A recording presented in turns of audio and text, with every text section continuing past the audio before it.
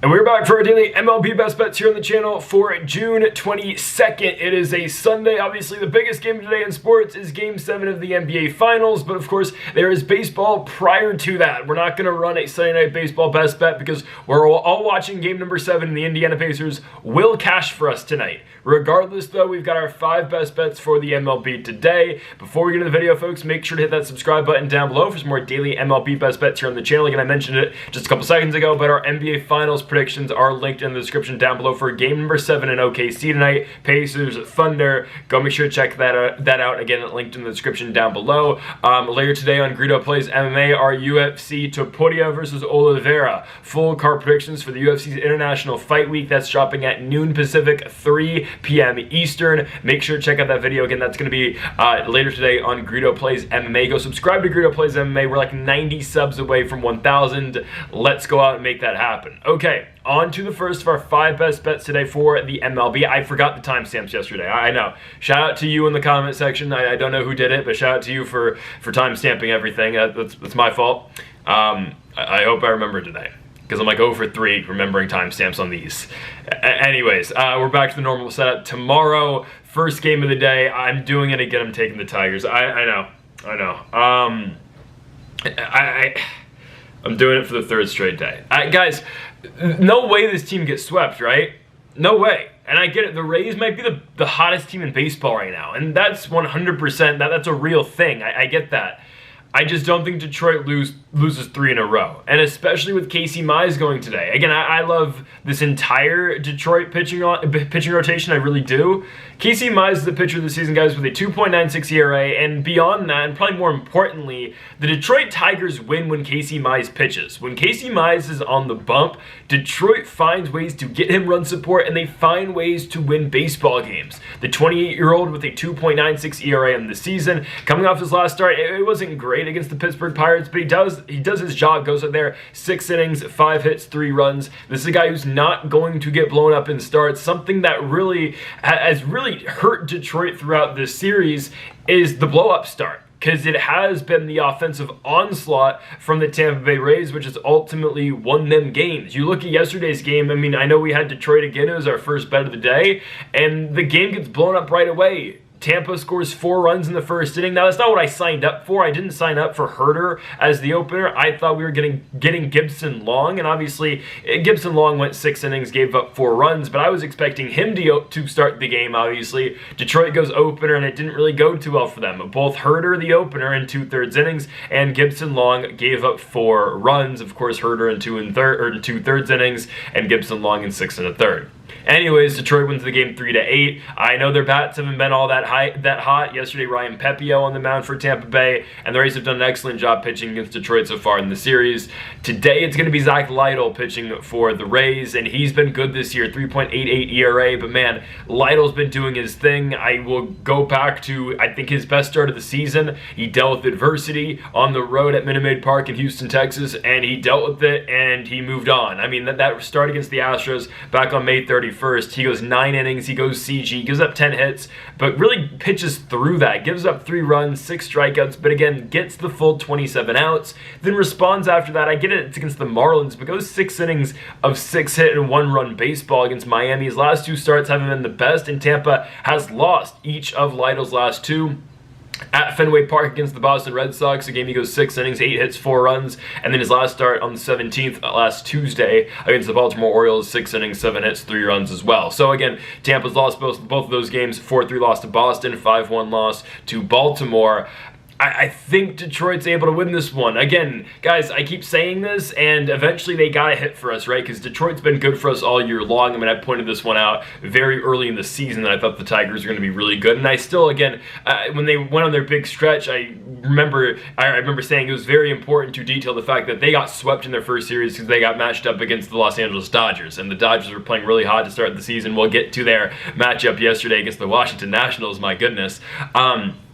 But Detroit's still a team that's 18 games over 500. This is one of the best teams in baseball right now. They have the best record in all of Major League Baseball. This team's not getting swept, and I get it. Tampa Bay's won, something crazy, 22 out of their last 30 games. It's insane. They're now 9 games over 500. They just got to lose one eventually, guys, and I like the matchup. Again, Detroit usually scores for Casey Mize. Mize has been good all year long. He avoids the blow-up start, something that the Tigers have not been able to stay out of so far in this series. Jack Flaherty in game number 1 yesterday with Herter and Gibson Long, their first 2 pitchers, both those guys got blown up. Plus, again, Flaherty in game number 1. I think Casey Mize can avoid that. If he gives up a run, again, I think he's able to limit the damage past that. And I get it, the Tampa lineup, everyone's hot. Yandy Diaz, Brandon Lau, Caminero, Aranda, Christopher Morel hit a home run yesterday. Everyone is going for this team. I think Casey Mize is the guy to shut them down. And of course, I know what Detroit is capable of hitting-wise. I think they're going to do that tonight. I think they're going to dominate. I don't know about dominate, but I think they're going to get on the board against Zach Lytle. And I just think Casey Mize puts us in a better position to win this game than Lytle does for Tampa. So give me Detroit Tigers money line. Third time's a damn charm. Plus 100 for the road team. The best team in all of baseball, still the Detroit Tigers, go on the road and win the game in Tampa against the Rays. We go on to our second best bet of the video. Is our best player prop of the day in St. Louis, Missouri. It is the St. Louis Cardinals and the Cincinnati Reds. I'm going with Elly De La Cruz over 1.5 total bases in St. Louis against the Cards. Now, guys, I had a plethora of options picking this baseball game. Obviously, I was looking through the player props today, and I was looking at pitcher matchups against certain teams, and the one that caught my eye, obviously, we're going to it, is Miles Mikolas against the Cincinnati Reds. Guys, let me just detail you some of the past experience the Cincinnati Reds have had against Miles Mikolas. The one that stands out for me, and I couldn't bring myself to go plus 125 for over 1.5 total bases for Will Benson, but guys, Will Benson career-wise against Miles Mikolas is 7 for 10 with 2 doubles and a home run and 3 RBI. Again, he bats 700 against Miles Mikolas. I couldn't bring myself to play that, honestly, though, just because, it's Will Benson. He's batting in, the 8 spot usually, and he has not had a good season. He's batting in the high, 210s. I couldn't do it. Elly De La Cruz obviously is our play for today, and I'll get more into Elly in a second, but De La Cruz, 5 for 13 career-wise against Mikolas with a double and with a triple, 3 RBI as well. He's batting 385. Again, we have a plethora of options. Spencer Steer is 6 for 14 all-time against Mikolas as well. TJ Friedl, 6 for 17. He has the best odds to go over 1.5 total bases today at, I believe, minus 145. But again, I'm going to settle for Elly De La Cruz, and why not, right? Elly yesterday with a monster game against the St. Louis Cardinals, obviously over there in Missouri. For Elly, this is a guy who's having a really good season, obviously.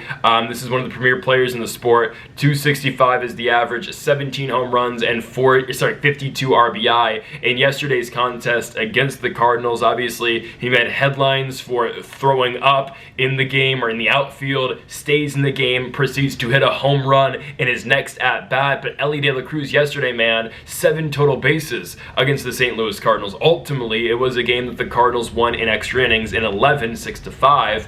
But Elly De La Cruz, that's not because of Elly, right? This is a guy who has a triple, has a home run, goes 2 for 5 at the dish. He's been really good for this team, obviously, and the Reds as a whole have just been a good squad. Obviously, St. Louis is a better team as the Cards right now sit at 7 games over 500, but I look at this spot and I see, okay, division matchup, Miles Mikolas has dealt with a lot of Cincinnati Reds players in the past, and he hasn't done a great job against them. So what I expect in this spot, I expect Elly De La Cruz, obviously, to lead the charge. He is the franchise player in Cincinnati. He is the face, obviously, of this team. If he's going, the rest of the team's going. Additionally, I expect everyone to get at bats today for the Reds. And obviously, again, Elly De La Cruz at the top of the lineup. They are going to keep hitting around, I think, in this game because, again, of the past experience batting against Mikolas, the fact that everyone on this team usually hits against the guy. And again, Elly, if history indicates anything to us, De La Cruz 5 for 13 all-time against Miles Mikolas, with 2 extra base knocks in there as well. The one thing he has not done yet against the St. Louis pitcher is a home run. I'm not telling you he's going to get that done today, but I think there's a definite chance it can happen. Obviously, coming off a home run yesterday, the guy is one of the premier players in the sport. He is 14th right now in Major League Baseball in home runs. Obviously, shout out to James Wood, who just hit home run number 21 yesterday. I'll get to that again later in the video. But I just think it's a very favorable matchup for Elly De La Cruz. If we just want to break down the basics too in this, right, beyond just, all right, the matchup, Mikolas versus De La Cruz, Ellie, left-handed batter, obviously switch hitting hitter, but a guy who hits much better, I believe, and I think that obviously the metrics and the stats prove this. A guy who hits much better from the left side of the plate than he does on the right side of the plate. Obviously, a guy batting in the top of the order every single day. He's going to get opportunity. I expect TJ Friedl to come through. Again, he has the best odds to go over 1.5 total bases today. Honestly, I expect a guy at the bottom of the lineup like, Will Benson to get it going. Tyler Stevenson's having a really good and sneaky, really good season.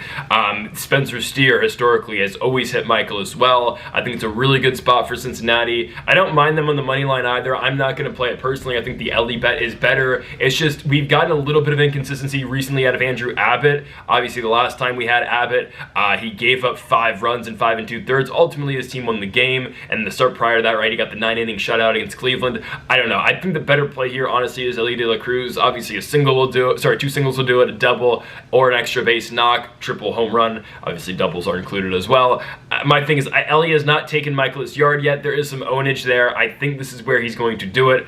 Again, don't bet the home run prop because there's multiple ways we can get over 1.5 total bases, but I'm going with Ellie De La Cruz to go over 1.5 total bases here in this spot on the road in St. Louis, Missouri against Miles Michaelis and the Cardinals. Let's move on now to our third best bet of the video. We're going to our second money line of the day. I understand the odds aren't great here, but hear me out, all right? I am taking the Atlanta Braves at -145. Oh, by the way, Ellie De La Cruz in the last bet was plus or -125 for the over 1.5 total bases. Anyways, -145 for the Braves. Okay, so again, I've always said my limit and my max is -145. The very furthest we've gone with that this season is -150. We took it with the Angels against the Miami Marlins in Anaheim earlier this year, but that was a once every 3 months type of play at -150. I like staying away personally from -145s, and I won't go to them unless I feel really confident about the game. Today I do, okay? And there is a reason to that.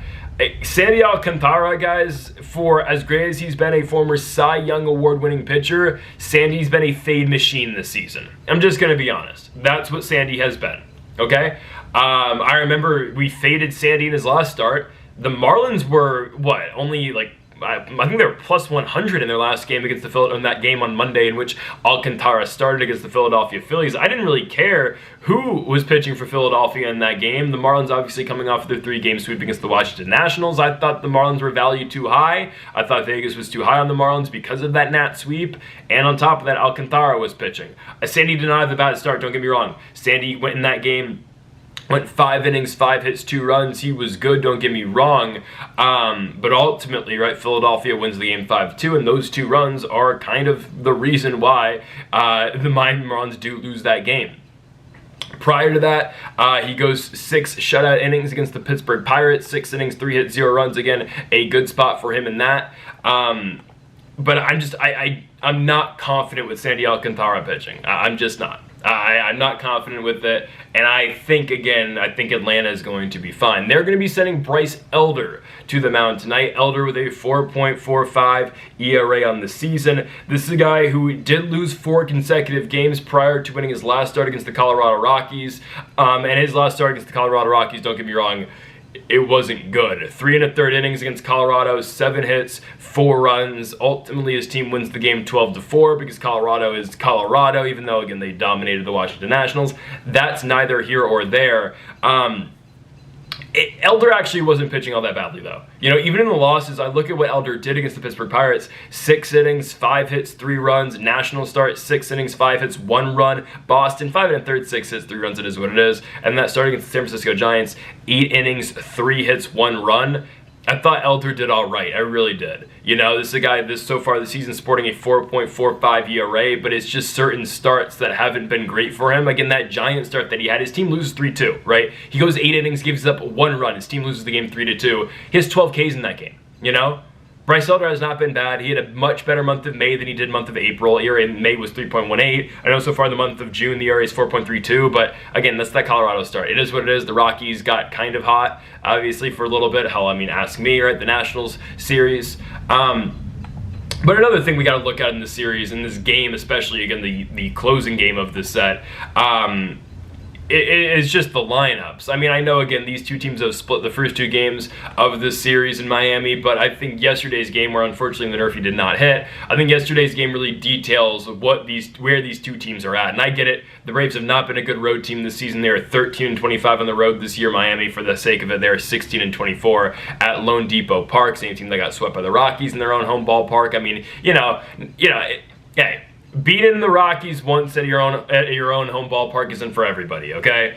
Anyways, I digress. The Braves, right, this is a good team. This is a good lineup, right? When they are playing at their best, they clearly outmatch Miami. Ronald Acuna, Matt Olson, Austin Riley, Marcell Ozuna, Drake Baldwin's been killing the baseball this season. That's a lineup that outmatches. Again, I think Miami's scrappy. I think they're an underrated team. I don't think they really get the recognition they deserve. Well, I mean, because they are 15 games under 500. Like, I mean, the Nationals have been bad, but somehow the Miami Marlins still have a better record than the Washington Nationals. Regardless, I think they've got some decent guys at the top of the lineup. I mean, I'm looking at Xavier Edwards, Jesus Sanchez, Otto Lopez, Agustin Ramirez. I mean, there's guys, don't get me wrong. The Braves are just better.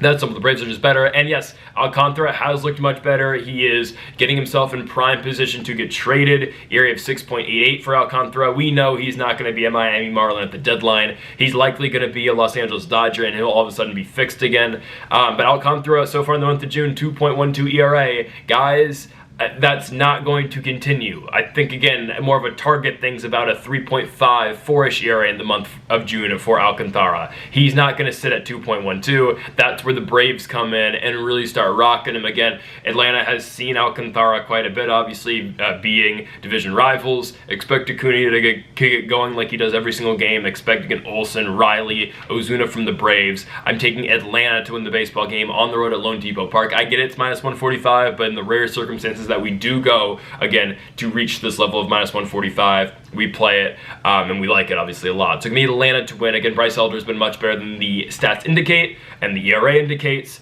I'm taking Atlanta on the road in Miami. Let's go on now to our fourth best bet of the video. It is the Boston Red Sox and the San Francisco Giants, and the play here, obviously, is going to be a NRFI. NRFI yesterday, again, didn't cash. Thanks, Ozuna from the Braves. 2 outs in the top of the first, and Yuri Perez couldn't get the third out. Anyways, going with the NRFI today, back here at Oracle Park in San Francisco, California. Yesterday, right, the big headline, Rafael Devers, obviously playing against his former team, hits his first home run as a member of the San Francisco Giants. Didn't come through in the first game of this 3-game set when it actually mattered for us because we had Rafael Devers on the over line, but no, that's neither here or there, That's neither here or there. Anyways, we're taking the NRFI in this spot. The odds minus 135 for the no runs scored in the first inning. It's a spot I like personally. Again, yesterday, a 3-2 victory from the Giants. The big takeaway from that game is the Devers home run in the bottom of the third. Ultimately, the game-winning home run. Elliot Ramos homers in the first inning as well. Giants get up 3-0. Boston obviously does score 2 in the top of the ninth. Regardless, though, the NRFI for this game today, Lucas Giolito, Robbie Ray going on the mound tonight for both of these squads.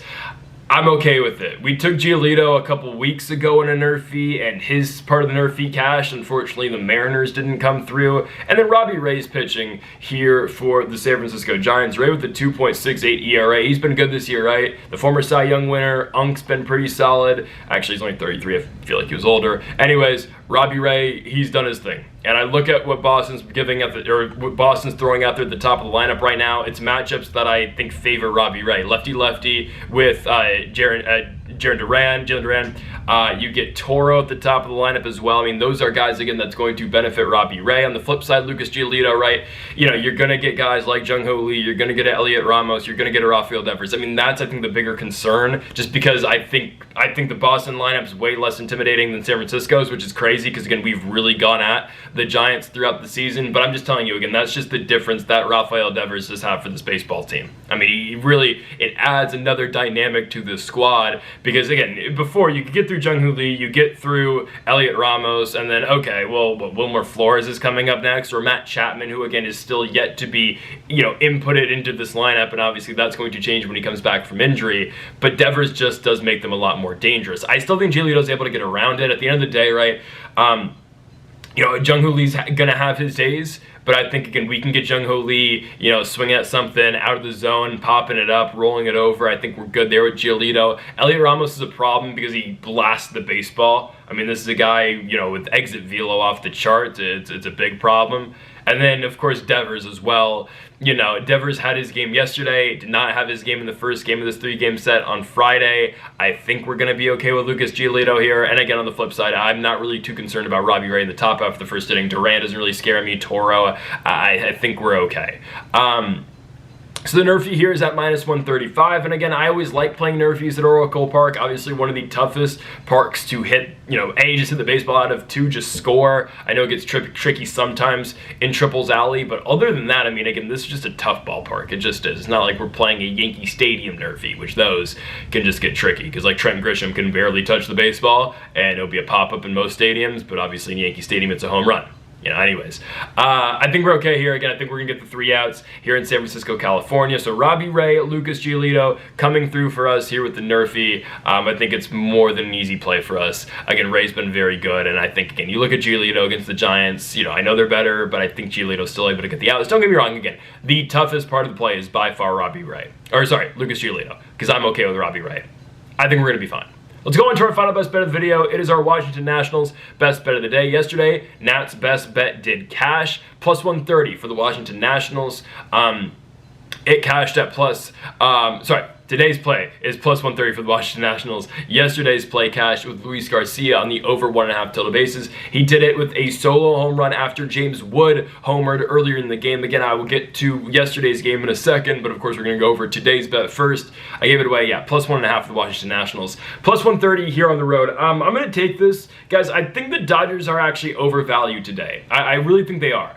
I think Vegas is overvaluing Shohei Ohtani's presence because, guys, no matter how well Ohtani pitches, and he might pitch great today, okay, sure, he's not going more than 2 innings, and the books are giving it away how many innings he's pitching. Because I believe Ohtani's like he's -210, I think, to strike 2 guys out. But then once you get to, all right, over 2.5 strikeouts, then we're looking at like a +150. So the books, and I think, again, I haven't seen much from what the Dodgers have said yet about Ohtani, other than the fact that they know he's just going to ramp up, because we're comping this to with Ohtani trying to pitch again, or he's going to pitch again, obviously. He already did against the Padres earlier this week. What we can compare this to is a guy going down to AA, going down to AAA, and getting rehab starts. But again, the Dodgers can't afford that with Shohei Ohtani because he is their leadoff hitter, because he DHs every day. You can't afford to send Ohtani down to AAA for literally 2.5 weeks to try to just get going again, or obviously single A first or low A first, and send to Rancho Cucamonga for a little bit, right? You can't do that, right? So this is Ohtani's second rehab start. He's going to go 2 innings. I think James Wood's going to take him yard, but that's neither here or there. I'm not scared. I'm really not scared of Shohei Ohtani. He gave up a run in his 1 inning against the San Diego Padres last week. Now, if he doesn't get into, some pitch control issues, if he doesn't get shafted on a call here or there, like, does he go deeper in that game? Maybe, because he did throw, 30-something pitches in the first inning. We will see if that's the case again today. I highly doubt it. The Nationals don't work counts like the Padres do, and we don't have a guy named Luis Ariz and Tatis and Machado in our lineup, but we have James Wood and CJ Abrams, just saying. Regardless, though, I think they are able to see some success against Ohtani. I don't think his stuff was the greatest against the Padres. Again, he still throws hard. He comes back in there. The guy's throwing 99. He's throwing, triple digits. It's just what Ohtani does. I understand that. It's nothing James Wood hasn't seen. I think Wood's been preparing for this matchup for a while. And again, I said this going into this Dodger series, and it's coming true, guys. The stardom for James Wood is actually rising right now. I mean, you see the MLB accounts posting it. James Wood yesterday with a 451-foot home run against the Los Angeles Dodgers. And we just need to say it, guys. The Washington Nationals still own the Los Angeles Dodgers. They just do. I mean, I'll take it back to 2019 real quick. Gerardo Parra, grand slam in the regular season. And then obviously, who could forget, Game 5, the NLDS back in 2019. Howie Kendrick, grand slam into deep center field. And by the way, Clayton Kershaw that same game, solo home run off Anthony Rendon. He hits off Kershaw, solo home run, Juan Soto off of Clayton Kershaw. The Nats still own the Dodgers, okay? And it's 2025. The Nats, hey, we might be, 12 games under 500, 13 games under 500. We still own the Los Angeles Dodgers. Friday's game, very competitive game. We got shafted on a James Wood call at the bases loaded in, the 6th inning. Nats lose the game by 1. That's fine. Yesterday, complete bounce back. Nationals dominate the Los Angeles Dodgers. Jake Irvin with what a game, man. I mean, multiple strikeouts against Shohei Ohtani. Freddie Freeman, it does nothing against Jake Irvin. What a start for him. And the Nats bats just showed up. Nathaniel Lowe, I mean, this is the guy that we traded for. Lowe, 2 home runs yesterday against the Dodgers. Luis Garcia, why he doesn't play every single day, I don't know. I don't care which hand the pitcher throws out of. Luis Garcia is an everyday baseball player. And James Wood, the best player in the sport. The best hitter in the sport, the face of the sport, and yes, he's better than Shohei Ohtani right now at 22 years of age. Again, James Wood, 451 into center field, and shout out to C.J. Abrams as well with a home run into right center as well. I mean, that's what the Nationals are capable of, 100%. At their best, that's what they can do, and for some reason, Nats always play well here on the West Coast. They still have the San Diego trip coming up next week. They close the West Coast trip next weekend in Anaheim against the Los Angeles Angels. But this team, for some reason, just plays well in the Pacific time zone. I don't know what... They played well in Seattle. They played well in Arizona. I get they have their own time zone over there. But it's fine, right? Like, the Nats, for some reason, always play well here. And the fact remains, again, they own the Los Angeles Dodgers. And I think, personally, they're going to win the series today. Again, our best bet is +1.5 just because we get that plus money, you know? And it's not an all or nothing type bet like a money line is. +1.5 does give us a lot of leeway. Hell, the first game of the series was a Nationals cover of +1.5, right? And that was slightly because of a C.J. Abrams solo shot in the top of the 9th.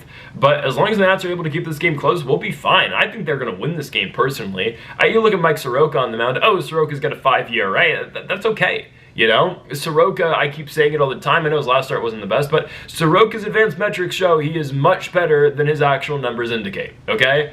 And now I don't know if this is the team you really want to test it on in the Los Angeles Dodgers, but Soroka's really a 3.8-ish ERA starting pitcher, not a 5. He'll be fine. I don't expect much out of Ohtani. The Dodgers bullpen still has been used a lot. They got used a lot yesterday, even though Dustin May did his whole clown thing where he gets 2 strikeouts, down by 2 runs, acting like his team's won the World Series. Like, bro, you're playing the Washington Nationals. So shout out to Jake Irvin, who responded to the immediate half inning after.